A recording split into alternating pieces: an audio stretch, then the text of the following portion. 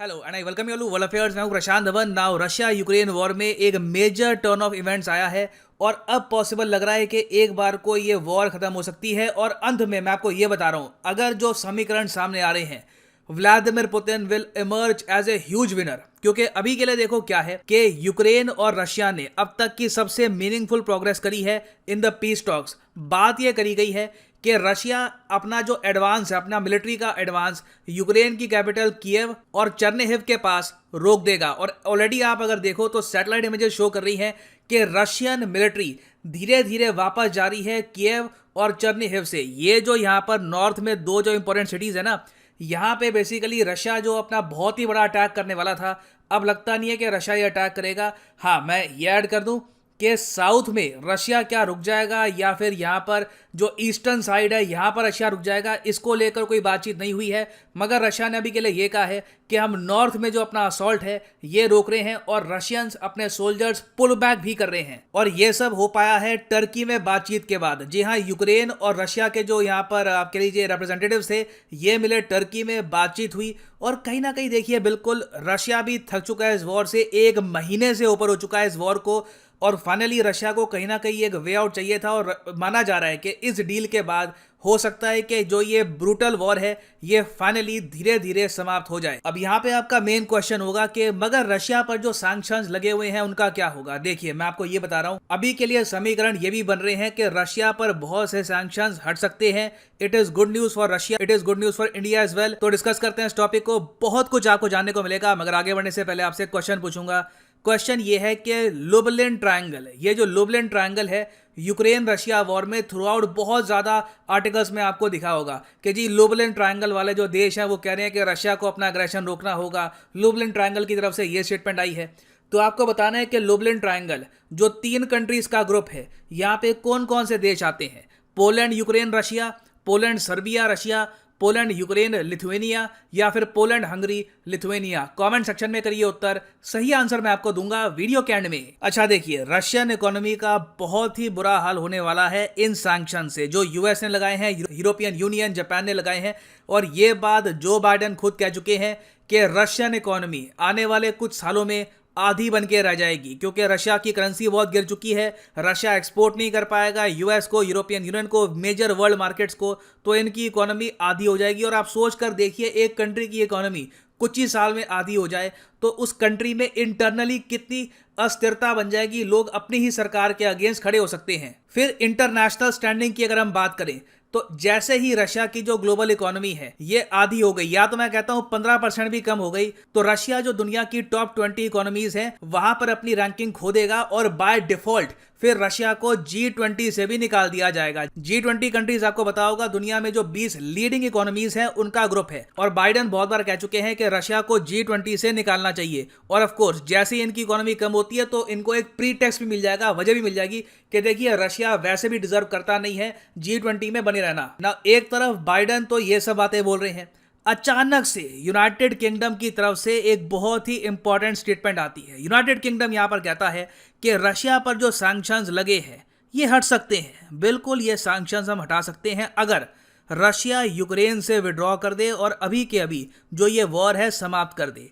ये जो ऑफर है रशिया के लिए बहुत ही इंटरेस्टिंग है। और मैं आपको बता दूं, कोई बड़ी बात नहीं है कि रशिया एक बार कोई ऑफर ले भी लेगा, क्योंकि in the end Russia will emerge as a huge victorious country. क्योंकि याद रखिएगा, रशिया का जो पहला मेन ऑब्जेक्टिव था वो ये था कि इनको दोनेस्क और लुहांस्क, ये जो यहाँ पर रीजन है जिसको रशिया कहता है कि ये 2 अलग देश बन चुके हैं, इनको लिबरेट करवाना था इनकी लैंग्वेज के हिसाब से।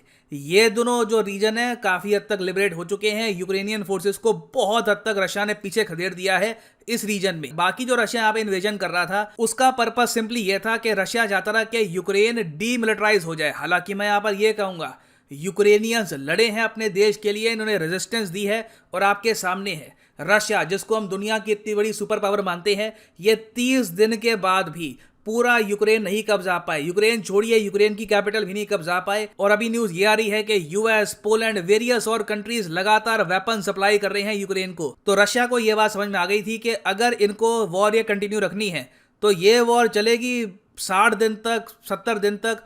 और कोई भी कंट्री आप देख लीजिए 15-20 दिन से ऊपर की वॉर ज़्यादातर अफोर्ड कर नहीं पाता। लार्ज स्केल वॉर की मैं बात कर रहा हूं, जहां पे लिटरली आपके एयरफोर्स, आपकी आर्मी, आपकी नेवी सब कुछ इन्वॉल्व हो, क्योंकि मैन पावर लगती है, कैजुअलिटीज होती हैं। बताया ये जा रहा है, रिपोर्ट किया गया है यूएस द्वारा कि रशिया के करीब 30,000 सोल्जर्स मारे गए हैं। रशिया ने खुद क्लेम किया है कि इनके करीब 1200 या 1500 के आसपास सोल्जर्स मरे हैं। हालांकि बीच में क्या हुआ कि रशिया के ही एक सरकारी या फिर सरकार से जुड़े हुए न्यूज पोर्टल ने यह क्लेम कर दिया कि रशिया के 10,000 सोल्जर मरे हैं। बाद में ये आर्टिकल इन्होंने डिलीट कर दिया था, बट ईदर वे ये बात पक्का है, रशिया के बहुत से सोल्जर्स यहां पे मारे गए हैं। ये जो पूरा इन्वेजन का प्लान था, रशिया जिस तरीके से चाहता था वैसे ये आगे नहीं बढ़ पाया। कहीं ना कहीं इनको बहुत प्रॉब्लम आ रही थी, और अब रशिया यहाँ पर आप कह लीजिए कॉम्प्रोमाइज कर रहा है कि ठीक है, ना हम आगे बढ़ पा रहे हैं, ना ये लोग अपना रीजन वापस कैप्चर कर पाएंगे, तो अभी के लिए धीरे धीरे कीव और जो ये नॉर्दर्न पार्ट है यहां से धीरे धीरे हम पुल बैक करना स्टार्ट कर देते हैं। और इसके बाद देखिए पॉसिबिलिटी, अगेन मैं कहूंगा नथिंग इज 100%, अभी भी बातचीत ही चल रही है। सरप्राइज मत होइएगा अचानक से बातचीत टूट जाती है, किसी इशू को लेकर कोई इवेंट हो जाता है, कोई मान लीजिए यूक्रेन की तरफ से फिर से असॉल्ट हो जाती है रशियन सोल्जर्स पे, रशिया कहता है कि हम ये बर्दाश्त नहीं करेंगे, वॉर फिर स्टार्ट हो जाती है। मगर अभी के लिए अगर जो बातचीत चल रही है पीस को लेकर ये ऐसे ही आगे बढ़ती है तो कोई बड़ी बात नहीं है कि दोनबास का जो रीजन है ये छोड़कर रशिया बाकी जो बहुत सारा एरिया है यूक्रेन का ये वापस खाली कर दे और यूक्रेन को ये एरिया थमा दे। हाँ, इसके बदले में रशिया दो चीज़ें मांगेगा कि यूक्रेन लिखित रूप में कहे कि ये लोग नेटो को ज्वाइन नहीं करेंगे, यूरोपियन यूनियन को ज्वाइन कर सकते हैं, कोई दिक्कत नहीं है, मगर नेटो को ज्वाइन नहीं करेंगे। दूसरी बात यह है कि यूक्रेन अपना न्यूट्रल स्टांस रखेगा रशिया और वेस्टर्न कंट्रीज के बीच में। और ये करने के बाद अगर रशिया पे सैंक्शंस हट जाते हैं, huge victory for Russia. India के लिए बहुत अच्छी न्यूज़ है, हमारे बहुत सारे जो डिफेंस प्रोजेक्ट थे रशिया के साथ, फॉर एग्जांपल अमेठी में जो हम राइफल बनाने वाले थे मिलकर, वो बिल्कुल थम गए थे। वो जो प्रोजेक्ट्स हैं वापस स्टार्ट हो पाएंगे। हमें कल को ये चिंता नहीं होगी कि रशिया से जो डिफेंस सप्लाईज हैं ये कैसे आएगी। Everything will fall back to normal और रशिया भी अप्रिशिएट करेगा। इंडिया ने कंप्लीट सपोर्ट दिया है रशिया को, रशिया से ऑयल परचेज किया, नेचुरल गैस परचेज किया, रशिया के अगेंस्ट कोई स्टेटमेंट दिया इंडिया की तरफ से। तो overall this can be great for both India and Russia relations. और एक और फैक्टर यहाँ पे चाइना का भी आता है। इंडिया के कहीं से भी इंटरेस्ट में नहीं है कि रशिया पर दुनिया भर के सैंक्शन लग जाएं और रशिया कंप्लीटली डिपेंडेंट हो जाए चाइना पर। मैं आपको यही बता रहा हूं कि रशिया पे सैंक्शंस हटते हैं, रशिया वापस ब्रीथ कर पाता है, इनकी इकोनॉमी वापस धीरे धीरे खड़ी होती है, तब आप देखेंगे कि चाइना पर भी जो इनकी डिपेंडेंस जो हो सकती थी वो नहीं रहेगी। तो ओवरऑल दुनिया के लिए बहुत अच्छा साइन है, और एस्पेक्ट में भी बहुत अच्छा साइन है, क्योंकि इससे दुनिया भर में जो गेहूं की कमी खड़ी हो रही थी वो भी कमी हो सकता है कि धीरे धीरे पूरी की जाए। It is great for Ukraine, great for Russia, great for the world as well. उम्मीद यही करते हैं कि जल्दी से ये वॉर का अंत हो जाए और रशिया पर जो सैंक्शन लगे हैं ये सैंक्शंस भी रिमूव किए जाएं। ना वापस आते हैं अपने एमसीक्यू की तरफ के लुबलिन ट्रायंगल में कौन कौन से 3 देश आपको मिलेंगे। तो सही उत्तर इसका है ऑप्शन सी, पोलैंड, यूक्रेन और लिथुएनिया। और याद रखिएगा लुबलिन ट्रायंगल बहुत न्यूज में रहा था, अभी रिसेंटली भी इनकी स्टेटमेंट आई है कि हम वेलकम करते हैं कि रशिया धीरे धीरे अपने सोल्जर्स को पुल बैक कर रहा है यहाँ पर। तो याद रखिएगा लिथुएनिया, पोलैंड और यूक्रेन, ये तीनों देश मिलकर बनाते हैं लुबलिन ट्रायंगल। और फाइनली मैं आपको ये भी बता दूं कि अनअकैडमी का जो यूपीएससी कॉम्बो कोर्स है यहाँ पर फ्लैट 20% डिस्काउंट चल रहा है। कमेंट सेक्शन में जाओ, यहाँ पे आपको दिखेगा लिंक फ्लैट 20% ऑफ, इस लिंक पे करो क्लिक और यहाँ पे आप परचेज कर पाएंगे यूपीएससी कॉम्बो पैकेज, जिसके अंडर आप यूपीएससी प्रीलिम्स, मेंस, ऑप्शनल तीनों की ही तैयारी कर सकते हैं इन ए सिंगल परचेज। और यहाँ पे आपको दिखेगा 12 मंथ का कोर्स, 18 मंथ, 24 मंथ, 36 मंथ।